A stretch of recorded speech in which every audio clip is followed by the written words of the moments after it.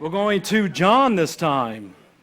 John chapter 5. The last two we're continuing on in Luke as we met both the Gentile centurion and also the woman widow that was leading the processional, which we'll talk about a little bit as we go.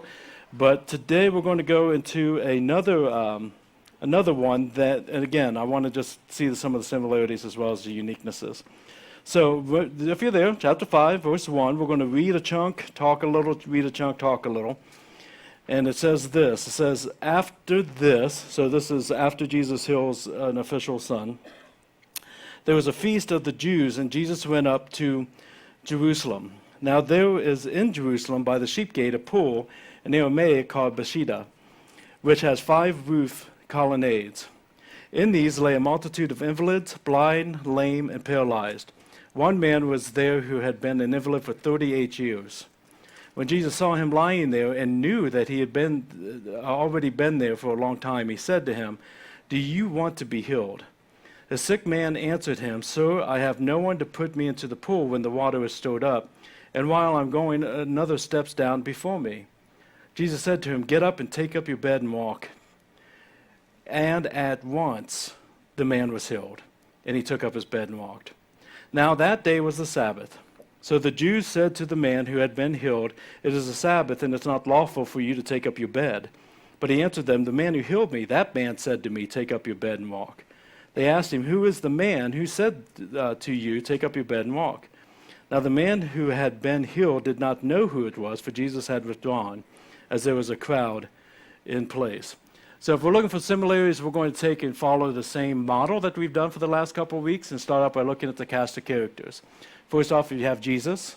He's been in all of these that we've been going through in these testimonies, and we're learning more about Jesus, growing to be more about Jesus. And then the man that we know is an invalid. And I'm going to talk about that a little bit more in one of our points, a little bit deeper. But one thing that I do really want to express here that I think is awesome and a good side note for all of us to remember is that when it comes to Jesus and it comes to the man, that Jesus knew the man had been there for a long time. He knew he had been there for years. There was nothing within this that he got that information from somebody else, or somebody else came up and they were talking about this guy and Jesus took compassion on him, but Jesus knew his situation. And I think that's important for us to know because in all these years of ministry, I can't tell you how many times someone has said to me that they had either been so messed up or their situation is so jacked up or they've been struggling for so long, it just doesn't feel like God's even aware of what they're going through or that God's even active on what they're going through. It's a real easy place for Satan to try to put us into in some of our darkest, more stressful times. And for some of us, that can last for years. But the reality is, just like we see here, Jesus is aware of what he's going through. Jesus is aware of what you're going through. And he is active.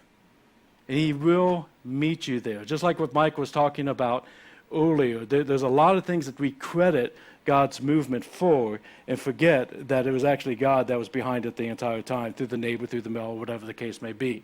That's very common for us to do. I remember one time I was down at Church of the Cove in Tennessee. If you've been around for a while, you've heard about that church. We used to do a lot of work with them. Down in the Smokies, and I remember one Sunday I was there, and on that particular Sunday I was preaching, and afterwards a gentleman grabbed my arm and said, "Hey, can we talk?" So we talked probably about a good 45 minutes, and he was telling me just about his life, and he was in a really, really tough place, really tough season for a very long period of time, and a couple of things that were said during the sermon reached out to him or spoke to him or encouraged him a little bit, and he wanted to talk about that. And then he went into, God seems to have forgotten about me. This doesn't seem like I can ever get ahead. I never see God move and everything. And I said, okay, let's stop there for a second because you're missing it. I said, God is so aware of what you're going through right now that he took some schmuck from Ohio, made him travel over 2 states to be here today to preach on this topic so that you could hear those words because he wanted to encourage you today. And a lot of times on something like this, I need to get straight back to Ohio, but he cleared up, I'm going to be here for the rest of the day and I don't leave till tomorrow. So you and I can have this talk. God's mindful of you. He cares about you and he's moving on your behalf. We miss it a lot. We miss it a lot. And I have those conversations all the time. Whenever you think that God's not moving, stop and think about what's going on around you, as you might be just missing that point. So I love that aspect in this. Cast of character why, again, we've got to talk about where we're at. We're in Jerusalem. So we're in the big city, the capital city of Judaism at this time, and it is packed. It is packed. I know that because a feast is going on. There are 3 feasts each year that God commanded them to celebrate, and that's what they're doing here. One of the things, I think I mentioned this when we first started the Jesus study, but one of the things that's really cool about Jesus as a family is where they live in Galilee, they would be exempt from having to go to Jerusalem for the feast. They can do their home version, like have a home kit type deal. They don't have to go to Galilee. Jesus always went for the feast in Jerusalem, and his family was the same way. That's where we get the story about them accidentally leaving their kid behind, great parents, and like he's teaching at the synagogue when he's 12.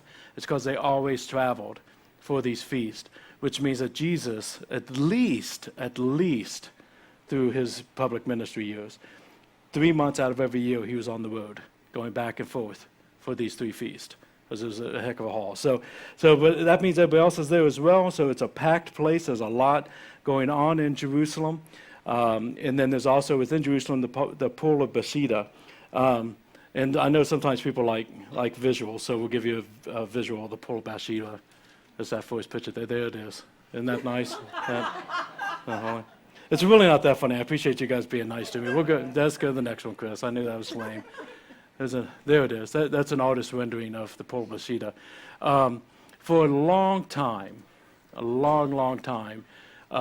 skeptics of the faith use the pool of Bethesda to take and say that this is a myth, because as much as they searched, nothing matched up to what John detailed out in the scripture until the 19th century.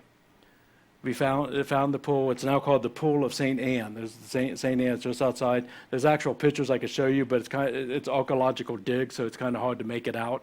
But this is what it looked like in its heyday, and we do have the foundation of it still today that matches up exactly to what he was talking about. The pool itself, we can go back, Chris, for a little bit if you don't mind. The pool itself is the bottom one. The top one is the basin that feeds into the pool. That pool is equivalent to the size of a football field. If we're going to use educated biblical imagination of what's going on there, it's a massive, massive pool. And so if you're thinking about, okay, here's the pool, and it's crowded around it, people that are blind, lame, and need healing, that's the scene that Jesus is walking into. It's not just like 30 or 40 people. This is a massive situation that they send people there. Because again, in the Jewish law, they had to take care of people that were in need, but they were also, by Jesus' time, as we talked about before, especially when we look at like Bethany and the alms villages, they had a kind of an out of sight, out of mind standpoint. There were places they sent people who had need, so they didn't have to see them from day to day. So it's kind of the equivalent in some cases, not all cases, but I taught nursing homes for a long period of time, and a lot of my friends were out of sight, out of mind from the family. They want to make sure they're taken care of, but they never visited, they never called. That's kind of what the culture was like within this. And so that it would be a massive, massive pool. Now, if you were reading through with me, and if you have the ESV, which is what I read, you're going to notice that there's no verse 4. You might have that in some other translations as well. That is because, and this is one of the things I love about the Bible, is we have all these manuscripts, copies upon copies upon copies upon copies that have been sent out all over that we compare. We've got thousands of copies of these early manuscripts. And when they compare them, sometimes there might be a verse or 2 sentences that's not in all of them, okay? But if in all of them, they make it to the top of the page, which I think is the bomb. I mean, I come across people all the time, they're like, oh, it's been changed so much, depending on man's agenda, da, da, da. Back to the earliest manuscripts you've got in the first 2 centuries, if they don't match across the board, they don't get to the top of the page. If it doesn't, then it gets me to the bottom of the page, which you might have there, where it says some manuscripts insert wholly or in part, waiting for the moving of the water, for an angel of the Lord went down to a certain of certain seasons into the pool and stored the water. Whoever stepped in first after the storing of the water was healed of whatever disease that he had. That's why he was waiting there. is what they believed. I believe, and there's some different theories on this, the reason this is in some and not in all is John didn't include that originally because everybody knew it. They knew that was the culture. But it is believed that maybe John's disciples, after his death, after that started to change, added that in for people, a smuck like me or people like us later down the road to know this is what they thought, this is what they believed.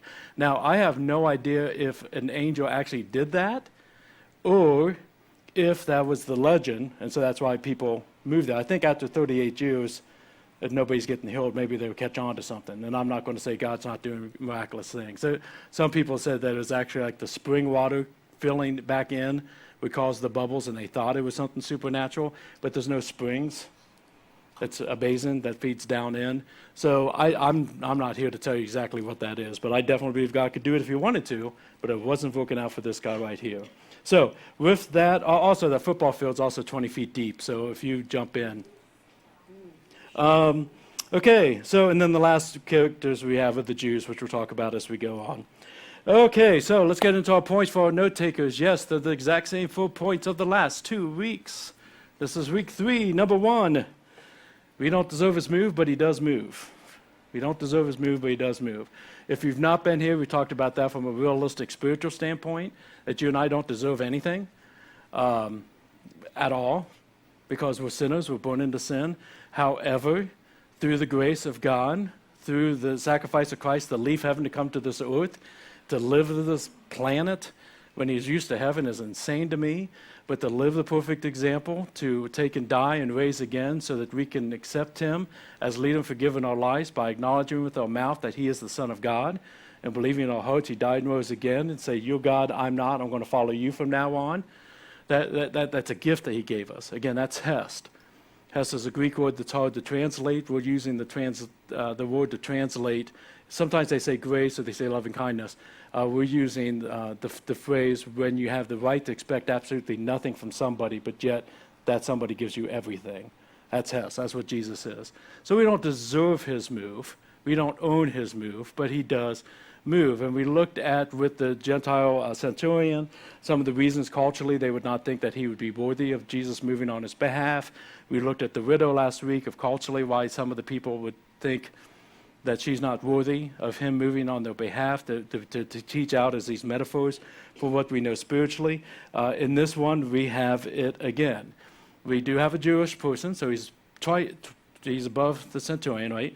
We do have a male this time, instead of a female. Within the culture, that does put him a step up versus what we talked about last week.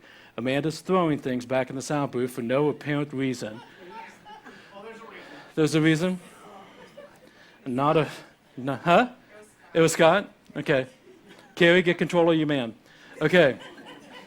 But man-wise, he would be up. But when it comes to him being an invalid, that would take him down the bar very quickly. Again, he's out of sight, out of mind when it comes to these things that they be dealing with. Now, I've always read this, and again, this is Tom commentary, so you don't have to grab it like the scripture you're stuck with, but me, you just, whatever, you feel is right. But I've always read it from a standpoint like this guy just had no hope. Like he was just in such despair. It's been 38 years, and he just kind of like was an overwhelmed, despaired person. As I've been studying it the last couple years, there is a theory out there that I'm grabbing hold of more and more, to the point that I'm going to kind of teach from this perspective today, that it wasn't just a no hope situation, but that he had moved into kind of a victim mentality situation. Michael Collard, who again you'll hear over and over because I've been using a lot of his resources as well as others, but he's kind of been kind of the center, refers to him as the man of many excuses. That no matter what you kind of get from this guy, it's always the reason why it can't be this or it can't be that. They slipped into a victim mentality. Now, again, all of us know people that are going through horrible times if we're not ourselves. And all of us know people that have victim mentality, that their situation has become their identity. And they almost seem to feel more comfortable being a victim all the time, or things not going their way all the time. And I'm kind of starting to see this guy from that standpoint, because again, it's I have no one to put me in the pool. I can't get to the pool. Other people jump in front of me. There's a lot of actually could be good reasons, but also kind of seem like flimsy excuses at the same time, that after 38 years, there should be some kind of solution to help with that. Does that make sense? And one of the things that we had to really watch is, because I believe this is true, many people in this world, the only thing between them and Jesus is a flimsy excuse. I don't have time. I can't do what he called me to do. I can't trust him with this. And it appears, if you look at it from that standpoint, which I do think has a lot of validity, that's an interesting way to look at it. And another reason I think it has validity within it is this is the only time that I remember Jesus doing this, when Jesus comes up to this man in the middle of this crowd and says to him, what? Do you want to be healed? You know, I mean, like, depending on how that's asked, it kind of seems like he gets what this guy's going through. He gets where this guy is, and I'm asking, do you want to get healed? Well, you know, I'm here. Yeah, but do you really want to get healed? He's not really at a place that is screaming out that he's at the top of the culture that deserves Jesus' move, which we know is crap anyways. So I think it kind of puts us in that same ballpark of realizing just how good God is, how awesome Jesus is. Second one is Jesus. Who is that? It is Jesus isn't for show of worldly standards. This one preached a little bit more on, and some of the others. This one is just pretty simple. Again, Jesus isn't for show. He's not calling a big crowd around. Actually, if you read this carefully, I'm not even sure if John was there. He just wrote it down. It doesn't say there's a large crowd of Jesus. He doesn't call together an audience. He doesn't get up on a stage. He doesn't have any kind of special lights going on. He doesn't do some kind of abracadabra. Anything out of nature. He just is talking to this guy and says, get up. Get up. So he doesn't really care about the show. And sometimes we see different environments on that. But the other thing that we have to see that continues on is he does it on the Sabbath. The Sabbath is Saturday. It's not Sunday. The Jewish leaders had put a lot of rules around the law that God gave them to keep people away from coming close to breaking the law, and one of those would be carrying the mat. God never said that, they did. And but he didn't really care about that. He's constantly breaking the oral law to be able to show what the fulfillment of the law looks like. To the point that sometimes I wonder if Jesus is like, I could go heal this guy. Nah, it's Friday. We'll wait till tomorrow. No, I don't think that. But it seems like he's always trying to make a point. Number 3, faith matters. Faith matters. In the first one, when we talked about the centurion, had the faith that amazed Jesus. I only mentioned twice in the scripture that Jesus is amazed. Once is the disfaith of the Jewish people, and one is the faith of the Gentile. Last week, we saw that the woman didn't even have time to have faith, that Jesus just did what he did. In this case, I think it's a little bit more interesting because you can see that from a couple of different standpoints. It doesn't really talk about the faith of the man. He doesn't know about Jesus. He hadn't heard about Jesus. We see nothing from that standpoint to the point that he can't identify Jesus later. But when Jesus says, get up, he got up. And I don't know if that kind of hints that he's like, well, I'll give it a shot. I don't know if he felt the healing somehow in his body, and that's what gave him the courage to stand up. But one thing that repeats here that we've seen in the other ones as well is that Jesus tells you, get up, you get up. That the absolute Lord is Lord absolutely. There is something about his teaching, there's something about his commands that people are amazed by his authority, people are amazed by his word, amazed by his life. And so when Jesus says, get up, get up. And that's what one of the things we're trying to grow in our personal lives, that if Jesus says it, I do it. If Jesus says it, I do it. And stop with the lack of faith, flimsy excuses that come between Jesus and us sometimes. So God bless you on that. 4, everything is turned upside down. After every healing, we have everything turned upside down, but this one's different. This one's different. There's got to be some amazement. I think John at least was there. There's got to be some amazement. But that doesn't seem to be the point of what John's trying to get through to us. Things just are different. Jesus withdraws. He leaves the spot. We're going to find that this miracle is not done yet. But there's something that has to happen between Jesus healing the man and Jesus addressing what the real miracle would be, what the real healing would be. So that's different. That's something we see different within this. We also see the other thing that's different within this is that the people that are aware, they're not aware of the healing, but they're aware that he's carrying around his bed, that they resent it. That they resent it. Things are turned upside down from a different perspective than what we've seen before. Now, it's going to lead to 2 new points for you this week, so let me keep reading. Verse 14. Afterward, Jesus found him in the temple and said to him, "See, you are well. Sin no more, that nothing worse may happen to you." The man went away and told the Jews that it was Jesus who had healed him, and this was why the Jews were persecuting Jesus, because he was doing things on the Sabbath. But Jesus answered them, "My Father is working until now, and I am working." This was why the Jews were seeking all the more to kill Jesus, because not only was he breaking the Sabbath, but he was even calling God his own Father, making himself equal with God. Okay, we'll give you another one. 5. And these are a continuation that unique from the other 2 that we had.